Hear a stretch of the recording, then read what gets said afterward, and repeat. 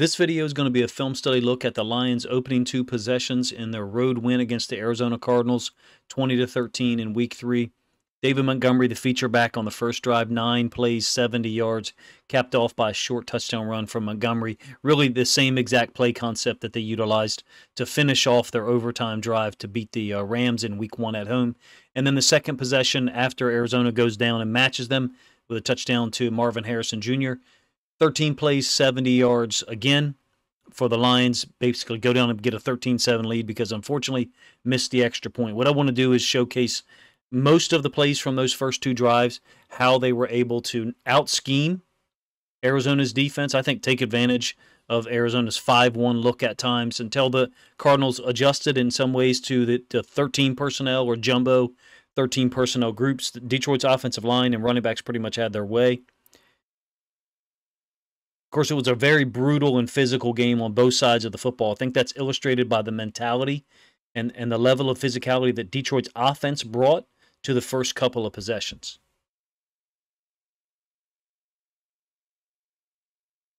So we'll get the film started here. A jumbo 13 set, meaning 3 tight ends on the field, except one of them happens to be Skipper. Put all 3 of the tight ends on the same side and run the zone concept pretty much off of them. So it's a cool look by the Lions.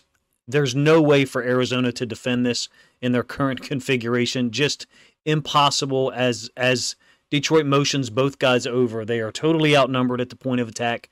Even though they roll with safety down, when you get the end zone angle, you'll see just the wide cutback lane that there is for David Montgomery. In a 5-1 look, you've got one Mike linebacker. If he's wrong, there's just no one there. And that was the case early on this possession. You can see multiple Cardinals defenders stacking up at the point of attack. Montgomery just cuts it back. There is no backside linebacker to fit off of that or to tempo the backside hip of Montgomery. I have never felt like these were sound looks consistently against the run, even though some teams make it work. For example, the Rams in previous years with Aaron Donald as one of their 3 techniques. But same play, end zone angle.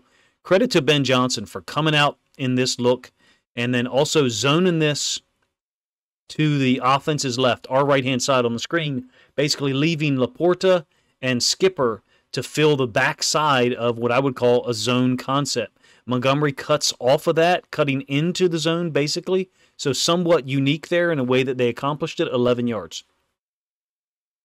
Second play, still jumbo 13. You put Skipper down as the tight end, eligible tight end, to the bottom side of our screen, the left side of the offense. Montgomery powers for 6 to what would be considered the weak side. Laporta is the X receiver, and then second tight end, second normal tight end number that is. Lined up in the backfield is Brock Wright. Cool combo. Laporta initially took on this edge defender, and then Brock Wright goes and gets him second. Really nice design, if you ask me. Those delayed or staggered double teams are a pain for edge defenders to deal with. You can see that on this play against Jumbo 13 now, Arizona has a typical 5-2 or 3-4 look with 2 inside linebackers on the field because of how poorly they fitted up on the first play. Third play here, once again, multiple tight ends on the field. Second motion through. This is that kind of cheat toss concept that so many teams use. Glasgow gets kind of ripped underneath, and you'll see the end zone angle to see what I'm talking about. Glasgow and the offensive line are stepping in this direction. This D-tackle stunts underneath, so he stunts to the inside A-gap. Glasgow's step is just unable to account for that, but another staggered double team here. So Laporta taking on, I think this Gardeck. He's an underrated football player, to the outside. And then the delayed or staggered nature of the double team really causes problems for edge defenders. That's a quality outside linebacker, Gardeck 45, and I'm probably going to butcher his name multiple times. But for him to get expanded that much is rare. Saw him play last year against the Ravens, had film of them from the offseason because I really like one of their OLBs on the other side, number 25. End zone angle, same play. This is what I'm talking about. You've got a wider defensive tackle. He's going to stunt underneath of Glasgow, whose steps are basically going to exchange positions with him, and he disrupts the whole flow of the play. Montgomery has to try to spin out of it. backside defender is also there, finished off a tackle for loss. So we got a 3rd and 6 after that first run of the game for 11 yards. A little bit ominous, and Arizona allows Laporta to run the main route that he runs from trips when he lines up as the outside receiver. Really, I would say poor identification. When Laporta is the outside receiver in trips, this is the route that you're getting, I would say, at least 70 to 80% of the time. I call it Z under, whatever you want to call it. You're oftentimes getting a clear out route from the number 2 and number 3 receivers. In this case, the number 3, Patrick, is going underneath. St. Brown is running a seam release. And then Laporta is cutting underneath of it wide open. I mean, it doesn't get any more wide open than that. Really poor identification, if you ask me, and coverage choice from Arizona. So they convert that first down for 12.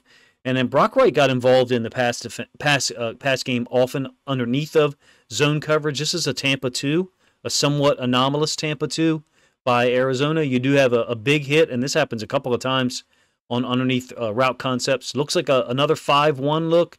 Number 2, the inside linebacker, has walked up now to be an edge defender. Play action concept. And you can see that St. Brown is running in the middle of the field. Here's your Tampa 2 Mike linebacker. May not actually be an inside linebacker from a positional standpoint. It's really tough to tell sometimes with the dark jerseys and the red numbers by Arizona. Underneath, Goff, quick through the progression, hits Brock Wright. Again, it's a 1st and 10, generates 8 yards underneath with very little risk in terms of where you throw the football. So 2nd and 2, and I love these two plays packaged together. So we'll show them in order that they occur, but I want to refer back to this one multiple times when we get to the second play. So it's a boot concept on 2nd and 2. Brock Wright, again, is the recipient of a catch. He's originating from the downside of the screen. You've got 2 tight ends and a receiver, St. Brown. The boot action off of the run concept away puts the edge defender in significant conflict. You have another defender here as well who's unable to cover Brock Wright, running a little under. Clean, quick completion by Goff. 11 or 12 yards. Very next play. Think about what just occurred up here to the top side. The run fake to the left, the offensive left, and Goff booting off of it. Now the very next play is the actual run concept where you have St. Brown trying to cross the edge defender's face and a potential reverse, which the Lions had run 3 times in 2 weeks leading up to this game. So I think there's some real genius. I mean, look at the cutback lane that is there. Well, why is it there? It's because the edge defender is put in so much conflict. I don't think it's actually even the same guy here. But the point is, we just ran a boot opposite of the run action. St. Brown's sliding out like a Z-hide concept into the flat, and the reverse really does a number on this edge defender in terms of holding him there. He's pretty much got no good option, and the wall that is built by this offensive line is tremendous. That is as easy as it gets in the NFL, if you ask me, against the run. I think Arizona tightened up. That's pretty obvious from the score differential and the yards per carry as the game flowed on. But this first possession was shocking at how well Ben Johnson schemed this up and how poorly Arizona played against the run. This is the end zone angle of the same play. In this 5-1 look, this guy can't be wrong, especially when you get St. Brown running across here and holding or expanding this edge defender to the left-hand side of our screen, the right-hand side of the offense. Brock Wright working down on the D-tackle. There is a lot of stress here on that inside linebacker. It is not fun to get out there as a solo Mike linebacker, and in this case, he fits it on the front side. There's really no good option for him. If he was to fit it on the backside, it's possible that David Montgomery would take it downhill immediately. It ends up being 9 yards, create a 2nd and 1. Montgomery, again, really dominating on this first possession, eerily reminiscent, if you ask me, of the overtime drive against the Rams. I thought he was going to get in right here. He ends up veering back underneath, unable to get in. You have another play from the blocking standpoint that looks like that staggered combo. So one tight end on the left, and then Laporta in return motion coming back. He eschews the delayed combo, however. And so brilliant play design, if you ask me. They've already run the delayed combo twice on the edge defender. And in this case, Laporta lets him go, veers up underneath, able to go out and get the corner. It doesn't hit a home run necessarily, but you got a hat on a hat everywhere except one of the backside safeties. Arizona was playing uphill, meaning it was almost like the Lions were playing on a 7-degree downslope or something like that, because on this first drive, it was brutal, it was physical, and not only was the running backs not touched to the line of scrimmage, you're talking about 5-6 yards in some cases before they're touched at all or even have to make a cut. This was incredible design by Ben Johnson, great execution by the offensive line. Simultaneous to that, damn near dereliction of duty, I think, by Arizona's defense when they kept lining up in this 5-1. Goal line look, actually got 2 inside linebackers on the field, and the same play basically that was utilized against the Rams. They've got a wide receiver tightly aligned, and so that's forcing or encouraging, I should say, this edge defender to line up wider than he is. And now the kick-out block comes in the form of the tight end, and sure enough, that's where the cutback occurs. Underneath of that kick-out block, yeah, you're going to be able to have free DBs from a safety standpoint, from a corner standpoint. It doesn't matter when you only need 1 yard. It's great design for a short yardage situation. We've seen it twice now through 3 games with Ben Johnson. I haven't seen as many teams use it, to be honest with you, so far in the film that I've watched primarily of the Ravens and the Seahawks, besides the Lions, that is. So moving to the second possession, now we're getting Gibbs on the field, another cutback. And look, Arizona does do a better job on this possession of slowing down the run game. They're still able to generate big plays. You'll see the big one. You'll see a 3rd and 3 trap concept that's that hits quick and damn near could have gone for a touchdown. So this is a front side play here for 4 yards.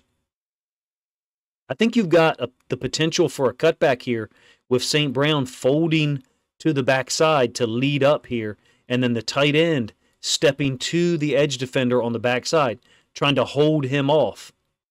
Laporta struggling a little bit with the guy for a moment, able to try to stay on him. Don't really get much out of it hitting front side. I think the design of this, though, was for Gibbs to have the backside cutback as an option in this space here between the left tackle Decker and the tight end Laporta. And I think this was designed to just hold or perhaps widen up the safeties. In this case, 34 folded back.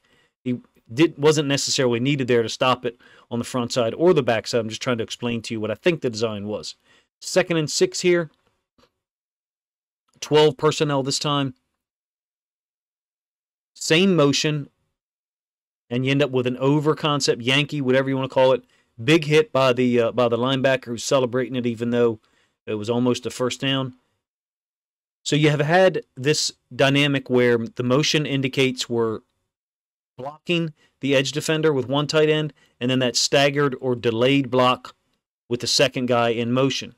Instead, we cross block it. So the motion man was Laporta. He gets the edge defender, and then Brock Wright steps down to the defensive tackle. Play action concept. You got the over by Jameson Williams.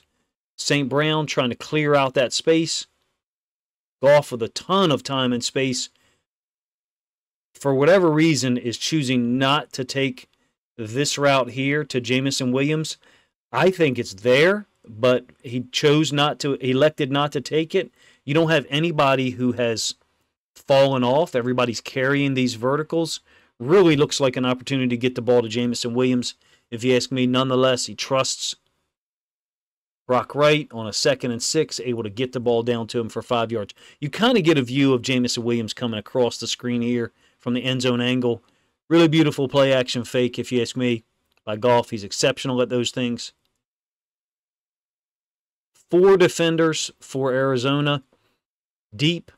Jameson Williams running the over concept, kind of flattened his route here, flattened his route out here. Opportunity, if you ask me. Jameson Williams even looking at this point when the ball's thrown, like, why wasn't it thrown to me? And he sees that there was no one out in front of him. Real opportunity, get the ball downfield, perhaps get a 20-plus yard play. In any case, 3rd and 1 now. Skipper reported as eligible. Front side hit by Gibbs. I think one of the offensive linemen, or maybe Skipper, ended up hurt at the end of this play. But 13 personnel, Skipper on with 2 other tight ends. This real dynamic of Arizona trying to figure out how to match it. So what are they going for here? You've got 4 down linemen, an OLB. In fact, one of these guys is an OLB right here, 25, and then 52. Sorry, Garduck is 54. Another inside linebacker rolled up in number 2. So they're trying to figure out how to stop their run game, and so far been unable to do it. It's just simple motion. That's really all that Detroit is doing. They're just utilizing motion as a pre-snap to get a +1 to that side. Sewell was able to carry his guy outside, kind of lifts him up a little bit.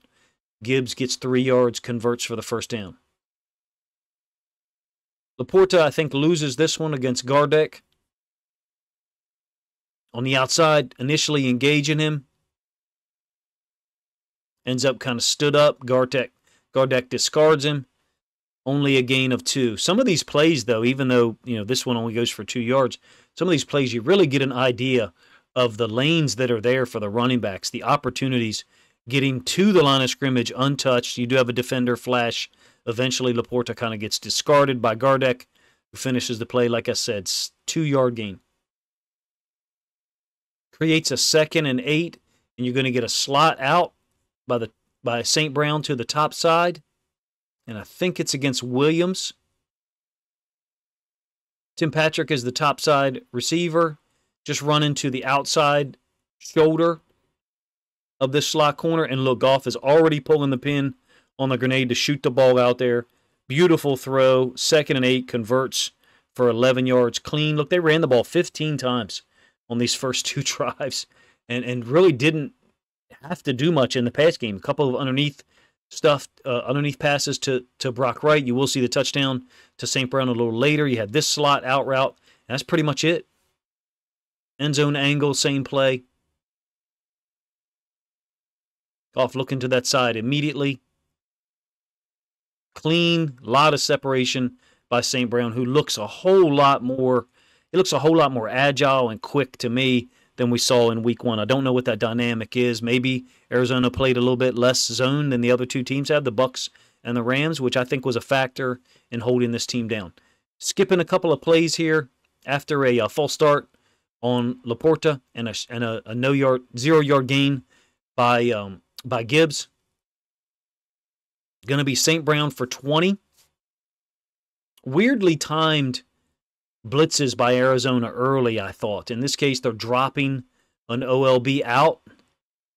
Just too late here on this double blitz. And this OLB is dropping out of here. And just no way for him to guard or match up with St. Brown. That's just wide open in the NFL at this point. The zone droppers, if they're not going to turn and look and try to get inside leverage, take away the quick throw. That's the idea. You want to take away the quick throw. If you're dropping and on your 2nd or 3rd step, you're already looking back at the quarterback. Look, these guys are going to work in behind you into these open lanes. Too much space from a horizontal standpoint. And what I mean by horizontal standpoint is once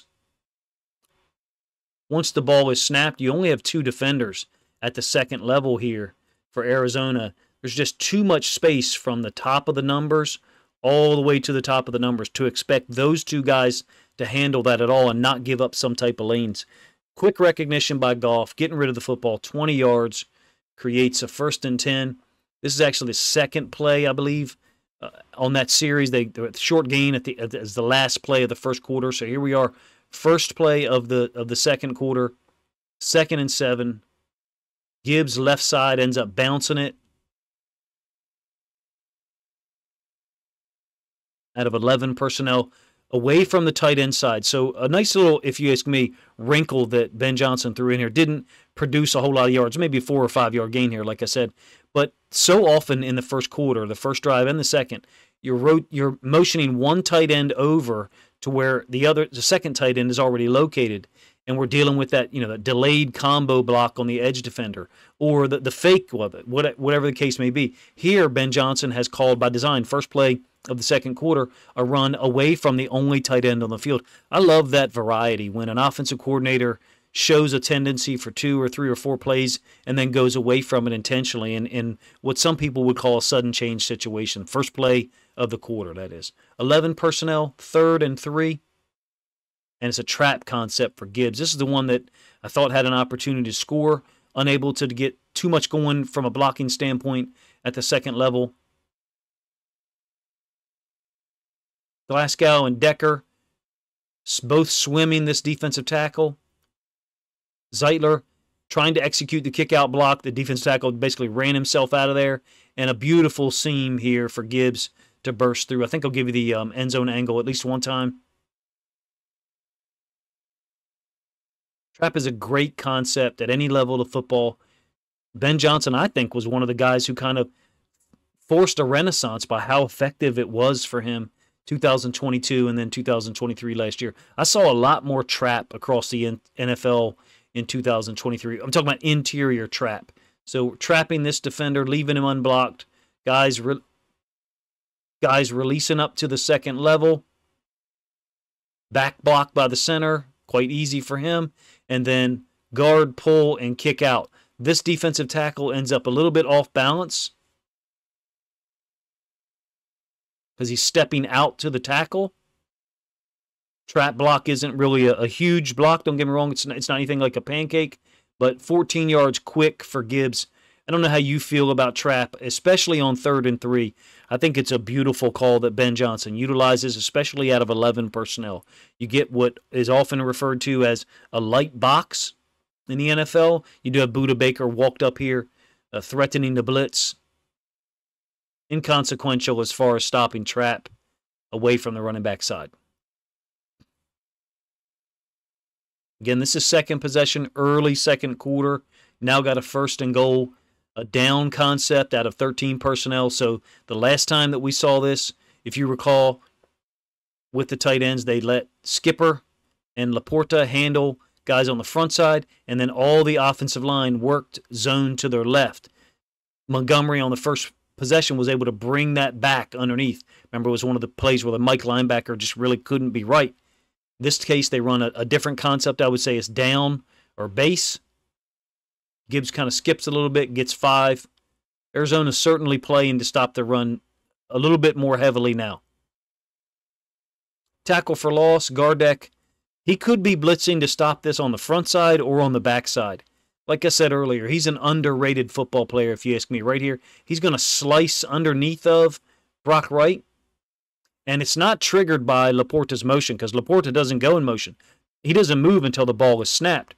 I think he's doing this as a potential backside stop of the run play. So I think he's slanting here, expecting Brock Wright to go in this direction, maybe post-snap or some motion just before the snap.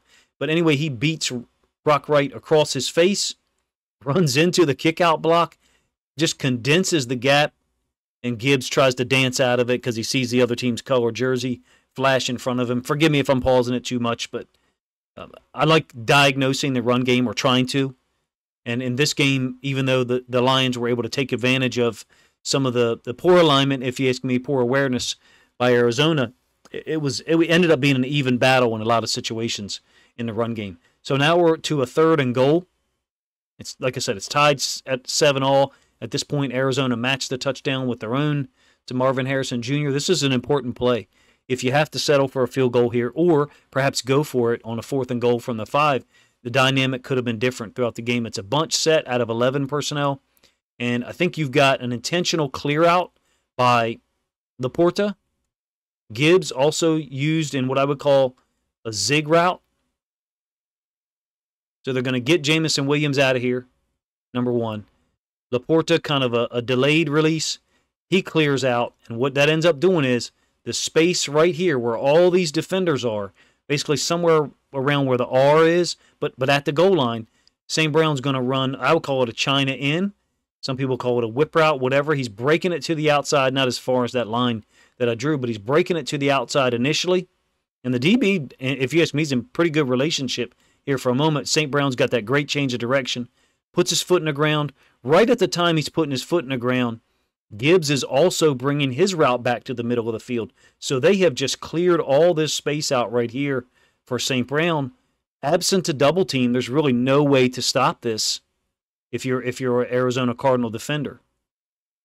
A really efficient game from a run production standpoint. When I refer to a 1-2 punch, I'm talking about the first 2 drives, and I'm talking about Montgomery and Gibbs, obviously. Montgomery finished with 105 and a touchdown on the ground. Gibbs, 16 carries for 83, so a little bit higher in terms of yards per carry.